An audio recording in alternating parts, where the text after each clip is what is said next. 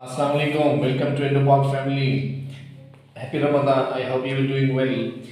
Today we will discuss the difference between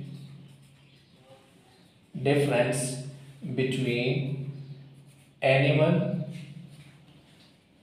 and plant cell. Animals और plant cell के बीच में क्या differences हैं, कैसे हम डिफरेंशिएट कर सकते हैं प्लांट सेल को एनिमल सेल से। याद रखें कि सबसे पहले बात यह है कि एनिमल और प्लांट दोनों क्या है, ये यूकैरियोटिक है, यूकैरियोटिक सेल्स हैं या ऑर्गेनिजम्स हैं। यूकैरियोटिक सेल का क्या मतलब है कि ट्रू सेल है। प्रॉपर कैरियोन का मतलब होता है न्यूक्लियस, न्यूक्लियस के इनके अंदर प्रॉपर न्यूक्लियस मौजूद है। आपको पता है कि न्यूक्लियस के अंदर डीएनए मौजूद होता है जो कंट्रोल करता है तमाम एक्टिविटीज को। तो यूकैरियोटिक सेल है मतलब प्रॉपर सेल्स हैं।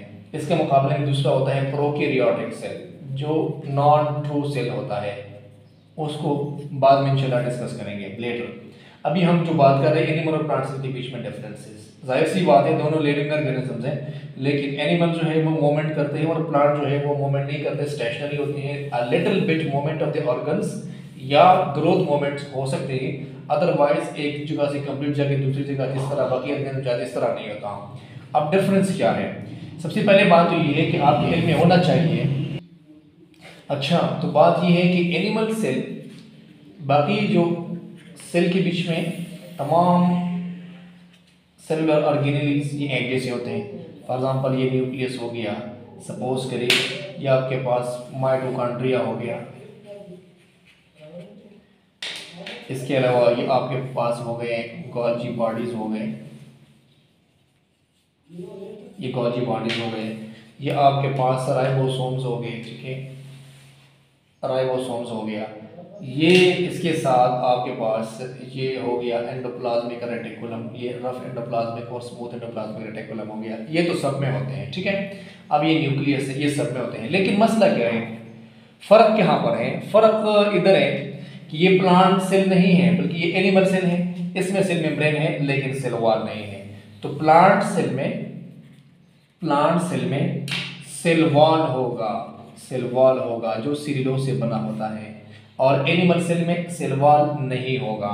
दूसरी तरफ आपको पता है कि प्लांट्स क्या है, ये ऑटोट्रॉफ है। ऑटोट्रॉफ का क्या मतलब है? ऑटोट्रॉफ का मतलब है जो अपना खुराक खुद तैयार करें, और एनिमल्स ये हेट्रोट्रॉफ है। हेट्रोट्रॉफ का क्या मतलब है? जो अपना खुराक खुद तैयार नहीं कर सकते और अपना खुराक दूसरे रिसोर्सेज से हासिल करते हैं। तो डेफिनेटली यहाँ पर क्या होंगे, यहाँ पर प्लास्टिड्स होंगे।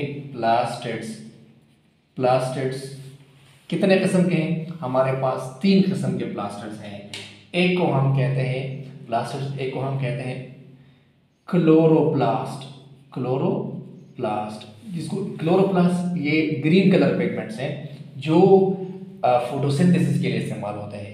नंबर 2 क्रोमोप्लास्ट, ये डिफरेंट कलर के पिगमेंट्स हैं। फॉर एग्जांपल येलो हो गया, रेड हो गया, पिंक हो गया। जिस तरह आपको गुलाब के फूल नज़र आ रहे हैं, दूसरे फूल नज़र आते हैं, ये किस वजह से आपको डिफरेंट कलर में नज़र आते हैं? क्योंकि इसके अंदर क्रोमोप्लास्ट होते हैं। इसके अलावा तीसरे नंबर पर हमारे पास क्या है? ल्यूकोप्लास्ट ये कलरलेस पिगमेंट है, या प्लास्टिड पिगमेंट नहीं कह सकते, प्लास्टिड कह सकते हैं, और ये रूट्स में होता है, और इसका क्या है? Storage of food. अब ये 3 चीज़ें जो है इसको हम कहते हैं प्लास्टिड्स। ये प्लास्टिड्स एनिमल में एब्सेंट होते हैं क्योंकि इसकी कोई यहाँ पर अहमियत नहीं है। अलबत्ता एनिमल्स में जो कलर है ब्लैक कलर फॉर एग्जांपल, वो मेलानिन की वजह से है। मेलानिन एक प्रोटीन है, मेलानोसाइट सेल्स होते हैं, वो मेलानिन को सीक्रेट करते हैं, स्किन में होते हैं। तो यहाँ पर कलर वो मेलानिन की वजह से होता है, लेकिन इस यहाँ पर प्लास्टिड मौजूद होते हैं। तो यहाँ पर प्लांट्स में सेल वॉल होगा, एनिमल में नहीं होगा। प्लांट्स में प्लास्टिड्स होंगे, एनिमल में प्लास्टिड्स नहीं होंगे। प्लांट्स में एक सेंट्रल लार्ज वैक्यूल होगा, और जो न्यूक्लियस है ये साइड पे होगा, जो कि एनिमल सेल है, इसमें छोटे छोटे वैक्यूल्स पाए जाते हैं, लेकिन इसके अंदर सेंट्रल लार्ज वैक्यूल नहीं है। और प्लांट्स के अंदर चूंकि सेंट्रल लार्ज वैक्यूल होगा और न्यूक्लियस साइड पर होगा। फॉर एग्जाम्पल यह अगर हम ड्रॉ करना चाहें, इधर हम कोशिश करते हैं कि हम प्लांट सेल को ड्रॉ करें, तो ये सेंट्रल लार्ज वैक्यूल, और यहाँ पर आपको साइड पे, ये न्यूक्लियस साइड पे नजर आएगा। बाकी जो ऑर्गेनेलीज हैं वो यहाँ पर डिस्ट्रीब्यूटेड होंगे, जिस तरह माइटोकॉन्ड्रिया है, जिस तरह गोल्जी बॉडीज हैं, जिस तरह एंडोप्लाज्मिक रेटिकुलम है। ये रफ एंडोप्लाज्मिक रेटिकुलम है जो कि राइबोसोम के साथ अटैच हैं। ये स्मूथ एंडोप्लाज्मिक रेटिकुलम है जो राइबोसोम के साथ अटैच नहीं है।